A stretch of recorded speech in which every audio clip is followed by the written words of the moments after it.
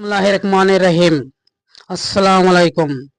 খেজুর ও দুধের উপকারীর কথা আমি এখন বলিব এবং আমাদের এই দুইটা একসাথে মিশিয়ে খাইলে কি কি উপকার হয় সেই বিষয়ে আলোচনা করিব।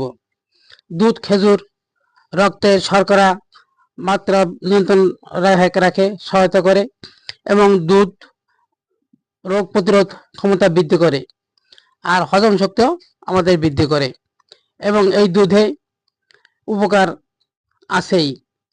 ঘুমের উপকার হয়, ঘুম ভালো হয়। এছাড়া আপনাদের শরীর মস্তিষ্ক ঠান্ডা রাখে এবং আপনাদের শক্তি দ্বিগুণ বৃদ্ধি পাবে রাতের বেলায় এই খাইলে পরা। এটা খাইলে পরাই শরীরের তেজ শক্তি বৃদ্ধি পাবে, তেজ শক্তি বৃদ্ধি পাবে।